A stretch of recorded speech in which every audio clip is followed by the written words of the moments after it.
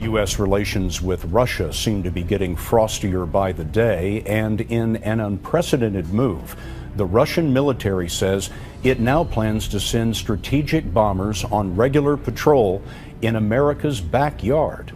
David Martin is looking into this. Russian bomber patrols over the Caribbean and Gulf of Mexico would be very significant, U.S. military officers say, something the Russians have never done before. During the Cold War, Soviet aircraft flew reconnaissance missions there, but never bombers capable of carrying nuclear weapons. Once in 2008 and again in 2013, blackjack bombers flew to Nicaragua and Venezuela, but those were window dressing for visits by high-level Russian delegations. When the Russian defense minister announced the bomber patrols earlier this week, he linked them specifically to tensions over Ukraine, in effect saying, if you meddle in our backyard, we'll meddle in yours. U.S. military officers say the patrols would not pose a military threat, since the bombers and their refueling tankers could be tracked as they came down through Greenland and Iceland and across the Atlantic, leaving plenty of time to scramble jet fighters. A real attack by Russian bombers would most likely come over the North Pole, the shortest distance between the two countries. After the Soviet Union collapsed, Russia stopped flying long-range bomber patrols and did not resume until 2007. Currently, they fly about 10 patrols a year off the U.S. coast, once coming within 50 miles of California. U.S. jets routinely intercept them. There's no law against it, so long as the bombers don't enter U.S. airspace. With President Obama and Russia's Putin attending the same summit in Australia this weekend, these new patrols are an in-your-face way of saying we're a global power and we're not going to let you push us around. We're going to breaking news now. These pictures are just in of President Barack Obama's car arriving in Brisbane ahead of the G20 Leaders Summit. Nicknamed the Beast, it's designed to withstand a rocket attack.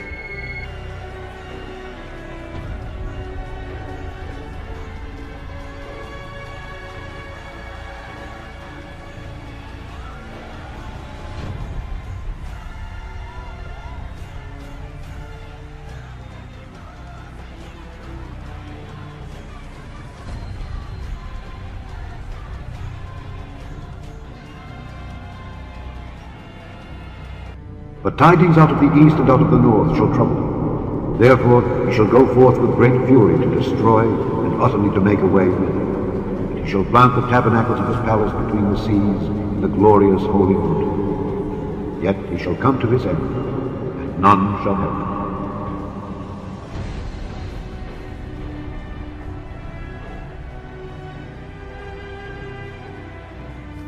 him. From Scripture we learn of the miracle of restoration.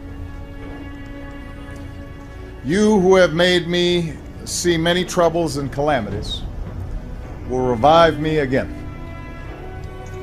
From the depths of the earth you will bring me up again. You will increase my greatness and comfort me again. A top NATO commander says Russian tanks and troops are moving into eastern Ukraine. Moscow denies those claims. The development comes after Russia announced new Air Force training exercises near United States borders. David Martin is at the Pentagon with the military's response. David, good morning.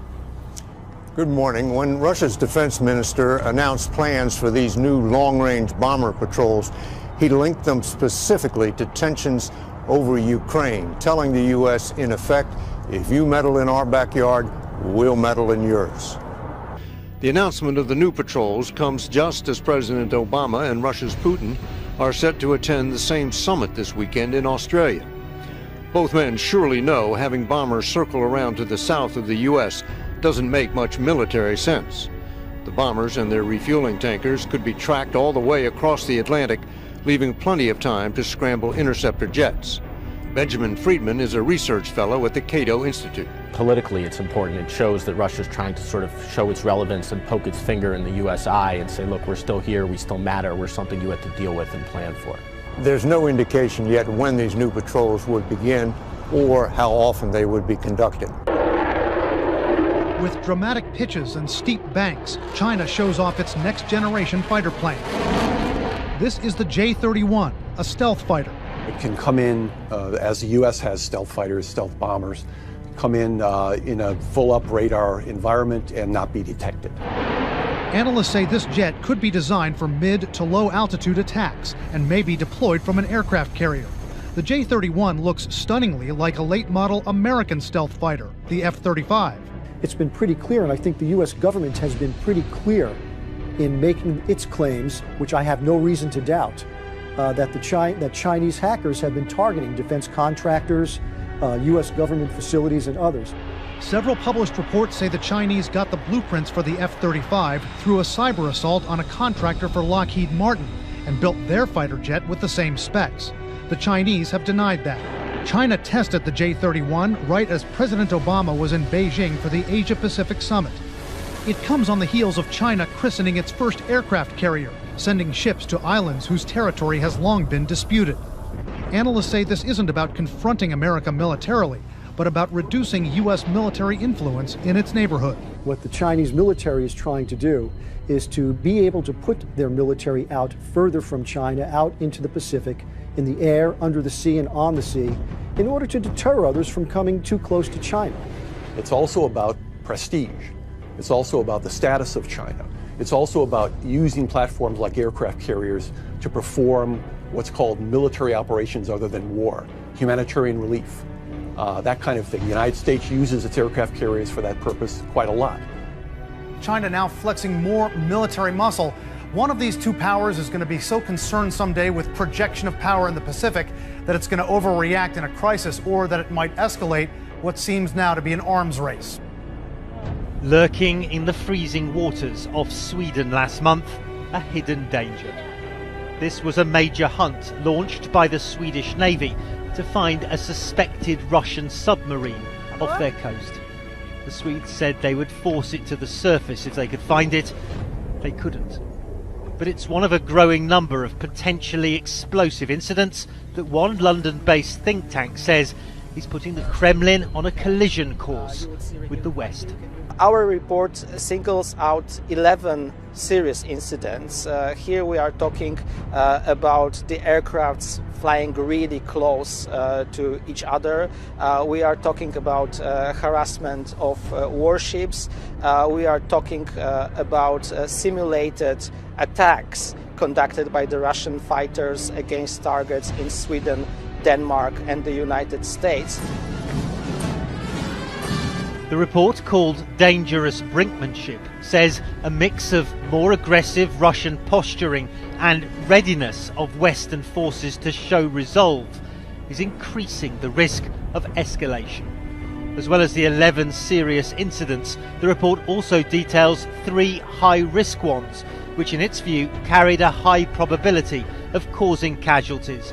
One was the submarine search, another was a narrowly avoided collision between an SAS civilian airliner taking off from Copenhagen and a Russian reconnaissance plane. SAS have confirmed to CNN the incident took place last March. The third high-risk incident, says the report, was the abduction of an Estonian intelligence officer shortly after President Obama visited the country, a NATO ally, in September. Moscow says he was arrested for spying on Russian soil. Of course, even if such incident happens, it doesn't lead automatically into a full-blown war.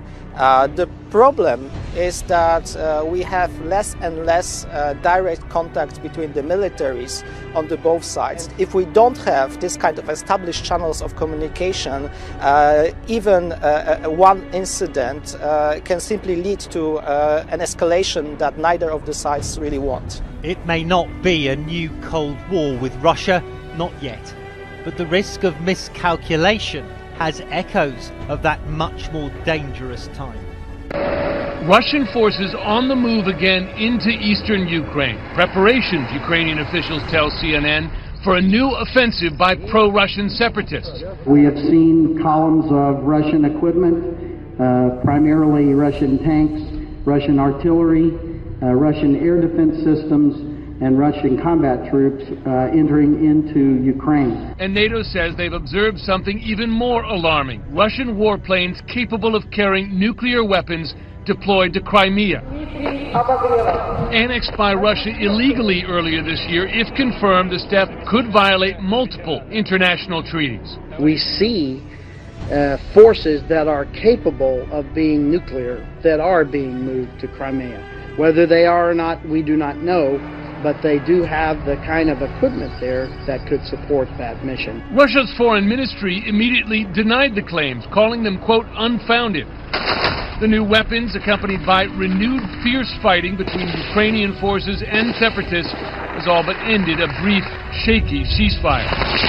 Expressing alarm in both public and private, Ukrainian officials say they are now preparing to fight.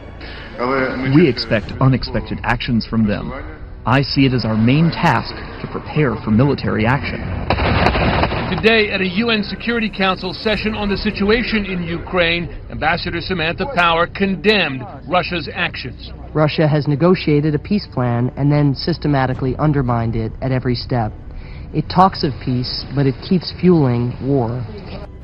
As security is ramped up for the G20, defence chiefs are closely monitoring a convoy of Russian warships just outside Australian waters. The government says it has known about their movements for some time and admits it's unusual. A daisy chain of world leaders, arm in Myanmar, a symbol of unity. But Tony Abbott at one end and Russian Prime Minister Dmitry Medvedev at the other, a symbol of division, as a group of Russian warships steams closer to Australia. Certainly it is unusual for Russian naval elements to be in Australian waters. Unusual, not entirely unprecedented, but unusual. Defence sources say the 4 Russian ships led by the guided missile destroyer Varyag are moving south-southeast, skirting Australian territorial waters. The frigates HMAS Stuart and HMAS Parramatta are flanking them, and P3 Orions are flying regular sorties from Townsville, tracking their movements. That's what we do. When warships are approaching Australia, we keep them well monitored. A Russian embassy spokesman said they would not enter Australian waters. We stick to the rules, nobody wants conflict. He described it as a routine exercise, but an admission. Your reaction is not that surprising because we do rarely go this way. Russia is entitled, as any other country is entitled, to traverse international waters. Is it a show of force? Well, it's a significant country with a significant navy. I don't think we should play the Putin game of engaging in his stunts. This naval display is obviously timed for the weekend's G20. Tony Abbott says it would have been months in the planning. But the Kremlin's confirmed the flotilla left Vladivostok on October 23, 10 days after Tony Abbott threatened to shirt-front Vladimir Putin. Let's not forget that Russia has been much more militarily assertive in recent times. Like sending nuclear submarines to Scandinavia, warships off Crimea, troops crossing into Ukraine, long-range bombers flying over Central America, and now its Pacific Fleet skirting Australian waters. I think the rest of the world is watching closely what Russia does because there is an element of unpredictability about it.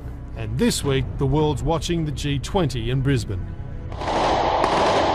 This is a rare view inside the fighting in eastern Ukraine. A gun battle at the airport in Donetsk. Then a rebel tank fires and destroys a Ukrainian military position. These are Ukrainian forces battling separatists armed and supported by Russia.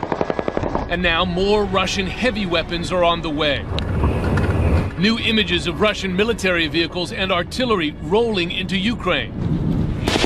Ukraine's president says his country has lost control of its eastern border. The Ukrainian-Russian border, under independent monitoring, is repeatedly crossed by the Russian regular forces. Now, those same Russian forces say NATO's supreme allied commander are firing at drones from the International Observer Mission. Reiterating Moscow's frequent denials, today the Russian Foreign Ministry spokesman said no Russian forces of any kind are in Ukraine. There are no military forces or any military movement across the border. And moreover, there is no presence of our troops in the territory of Ukraine. On the map, you can see how Russia has, in effect, now occupied territory inside eastern Ukraine. It's this area here that is under the control of pro-Russian separatists. I'm going to show you here, these are positions of Russian weapon systems as identified by Ukrainian authorities. You can see missile launchers here, tank divisions, and then these troop divisions along the border are what U.S. officials say are 8,000 to 9,000 Russian troops positioned along the border. And that border here, the red area here, is in effect controlled by Russian authorities. And just to place it, this here is where U.S. officials say that Russian-supplied missiles shot down the Malaysian airliner MH17.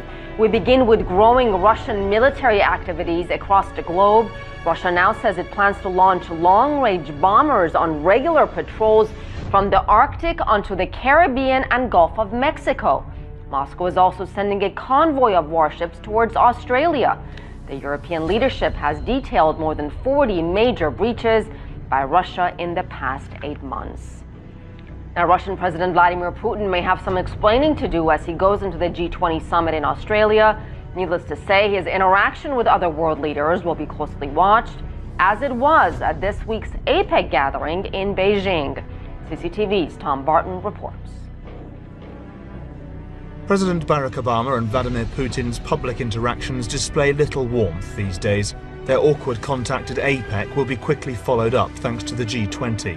The build-up to the meeting has been stormy, with rumours and suggestions that Russia either shouldn't be allowed to go or might not turn up. I say with sadness that there's no purpose in being there.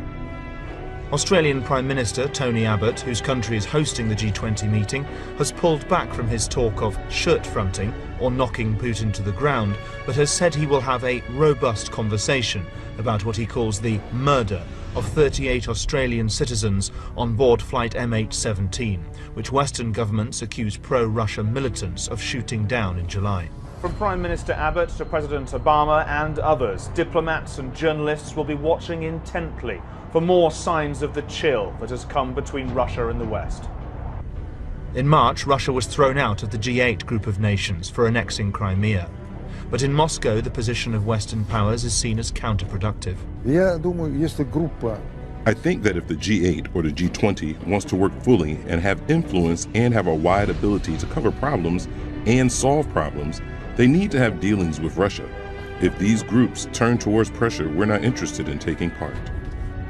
President Obama insists Russia has been supporting militants in eastern Ukraine and says it must stop.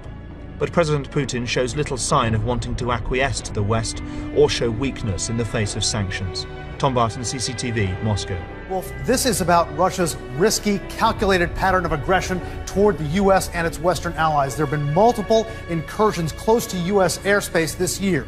Recently, a Russian military plane came within 50 miles of the California coast. Some of these encounters have come within a razor's edge of causing serious casualties. A dangerous maneuver. A Russian jet fighter buzzes right in front of a U.S. Air Force surveillance plane, within about 100 feet of the nose, a move which U.S. officials said endangered the American crew. Another incident. A Russian military aircraft comes within 50 miles of the California coast, the closest in years. Get ready for more. Russia's defense minister says his military is about to send long-range bombers to patrol near American coastlines. You're going to have bombers coming in this direction from Russia. You're certainly going to have longer-range bombers coming down this coast, almost certainly. And you're also going to have bombers coming down this coast, and he also mentioned in particular flying in the Gulf of Mexico. So we're talking about ringing the United States with the exception of the Canadian border. The Russian planes likely won't fly inside U.S. airspace within 14 miles of the coasts, but U.S. officials call the action provocative and destabilizing. Russia's defense minister says it's a response to aggression near its border with Ukraine. This is a rationalization by Russia, and in particular by President Putin, to strengthen his appeal with his nationalist base. Russia's aggression playing out around the globe. A Scandinavian passenger jet nearly colliding with a Russian surveillance plane. One incident right out of a Tom Clancy novel. In waters near Stockholm, a mysterious underwater vessel makes an emergency call in Russian. It triggers the largest submarine hunt off Sweden since the Cold War. All these incidents have taken place since Russia invaded Crimea in February. More than 40 close military encounters in that period, according to one European report. Analysts say this is one man, Vladimir Putin, flexing his muscle, desperate to restore Russia's Cold War power. Putin is personifying as the tough guy, the image of Russia that he wants to present and those around him want to present now, of a Russia that will not back down, of a Russia that will take on the West, and in fact of a Russia that will take on anybody. Take a look at these black dots that we're showing here. This report says 40 encounters between the Russians and other nations over the past 8 months have rattled nerves and raised tensions to a Cold War level. You mentioned that close call that Jim mentioned as well between a passenger jet and a Russian jet along in here. But there are many others from the Russians. This report says they staged a simulated bombing attack on a Danish island. A Russian jet made threatening maneuvers toward a U.S. reconnaissance plane, including showing that it was fully armed with missiles. Russian planes have buzzed ships. And they even, out in this area, practiced a cruise missile strike within range of New York, Washington, and Chicago. Jake? And Tom, how close have any of these incidents been to the United States or American troops? Well, if you look up here on the northern part, you're near Alaska and Canada. In September, 6 Russian jets were spotted up in this area. Russia is suggesting it will have full radar surveillance of this area by year's end. That is not really that uncommon up there. But in June, 4 Russian planes were coming down along the coast here within 200 miles.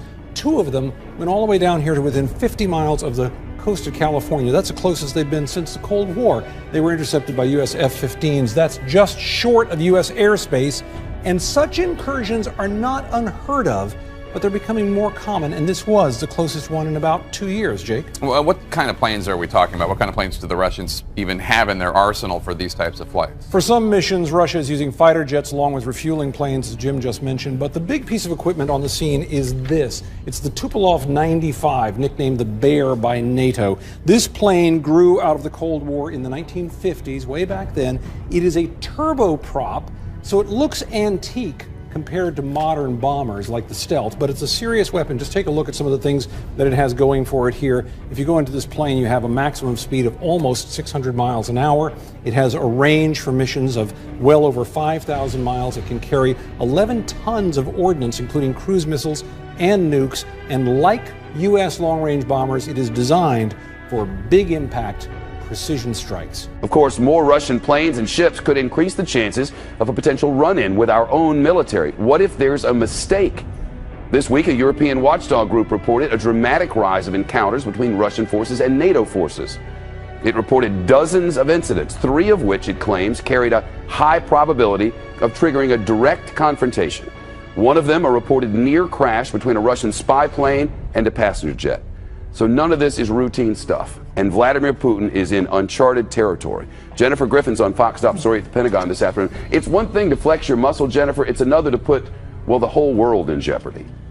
That's right, Shep. And there was also that recent hunt for the suspected Russian submarine off the coast of Sweden that got the U.S. military's attention. 40 incidents involving the Russian military coming into near confrontation with NATO members since Putin's invasion of Crimea. The Pentagon reacted to the announcement from Russia's defense minister today that Russia now plans to extend its long-range Bear bomber flights to the Caribbean. Spokesman Colonel Steve Warren downplayed the threat and simply said the Russians have patrolled in the Gulf of Mexico in the past, and we've seen the Russian Navy operate in the Gulf of Mexico. These are international waters. One obstacle for Russia is refueling. That's why Russia's military is in talks with Cuba and Venezuela for air basing rights. Pentagon officials don't see the move as a serious threat, but it is a reminder that Putin is trying to make his military more visible and more assertive. In fact, last September, Russian Bear bombers, those strategic bombers that can carry nuclear weapons, reportedly practiced cruise missile strikes against the U.S. Jennifer Griffin at the Pentagon. Jen, thanks so much. Let's dig deeper on this. Foreign affairs columnist and author Gordon Chang is with us on the news deck. What's he doing?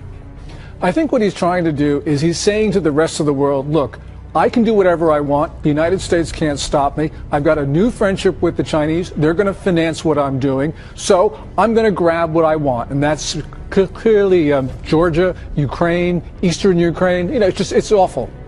But why does he's doing it because of his own economic situation? Well, I think so, because last year the Russian economy grew 1.3%, which was below every estimate. This year it's going to 0.5% growth, and that was before the recent plunge in oil prices, which is bringing oil prices to a 3-year low. And Russia depends on selling hydrocarbons to Western Europe and now to the Chinese. So what advantage does it give him to take over other countries and fly his bombers in the Gulf of Mexico? Well, Putin has always said that he was going to reassemble parts of the Soviet Union that he felt were taken from Russia unfairly at the end of the Cold War. So clearly right now he is going to do that while the United States is certainly distracted in a number of other areas, and the Chinese are going to finance him because they have just signed up a major oil and gas deal. And this is going to be important for Putin because now he's going to have the money to fly those bombers in the Gulf of Mexico. This probably sounds very deja vu-ish to some of our viewers because under Reagan, it was so similar.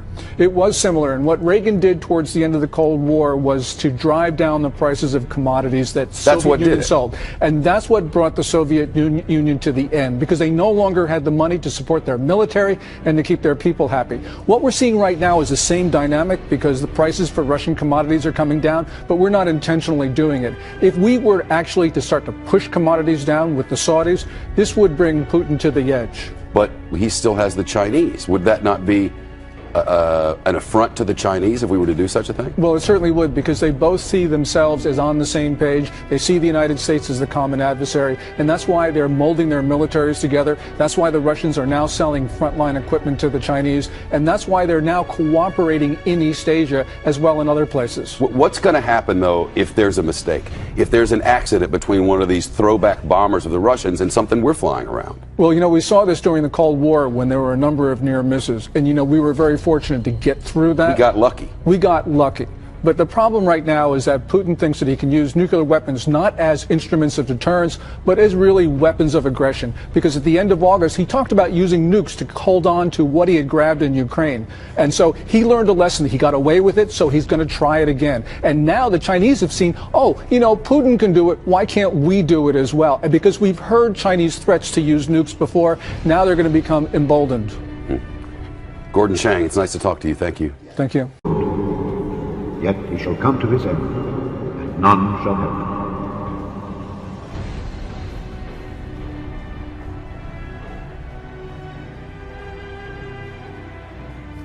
him. From Scripture, we learn of the miracle of restoration. You who have made me see many troubles and calamities will revive me again. From the depths of the earth, you will bring me up again. You will increase my greatness and comfort me again. A top NATO commander says Russian tanks and troops are moving into eastern Ukraine. Moscow denies those claims. The development comes after Russia announced new Air Force training exercises near United States borders. David Martin is at the Pentagon with the military's response. David, good morning. Good. Wheel metal in yours. U.S. military officers say the patrols would not pose a military threat, since the bombers and their refueling tankers could be tracked as they came down through Greenland and Iceland and across the Atlantic, leaving plenty of time to scramble jet fighters. A real attack by Russian bombers would most likely come over the North Pole, the shortest distance between the two countries. After the Soviet Union collapsed, Russia stopped flying long-range bomber patrols and did not resume until 2007. Currently, they fly about 10 patrols a year off the U.S. coast, once coming within 50 miles of California. U.S. jets routinely intercept them. There's no law against it, so long as the bombers don't enter U.S. airspace. With President Obama and Russia's Putin attending the same summit in Australia this weekend, these new patrols are an in-your-face way of saying we're a global power and we're not going to let you push us around. We're going to breaking news now. These pictures are just in of President Barack Obama's car arriving in Brisbane ahead of the G20 Leaders Summit. Nicknamed the Beast, it's designed to withstand a rocket attack.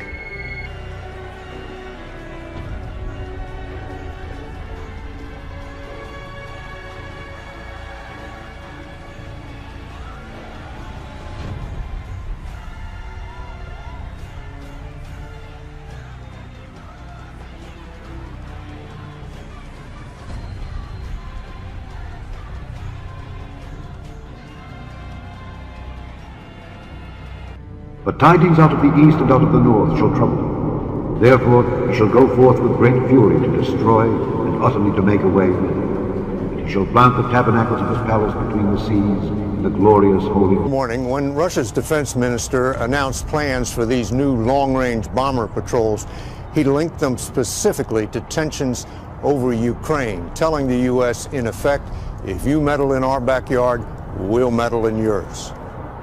The announcement of the new patrols comes just as President Obama and Russia's Putin are set to attend the same summit this weekend in Australia. Both men surely know having bombers circle around to the south of the U.S. doesn't make much military sense. The bombers and their refueling tankers could be tracked all the way across the Atlantic, leaving plenty of time to scramble interceptor jets.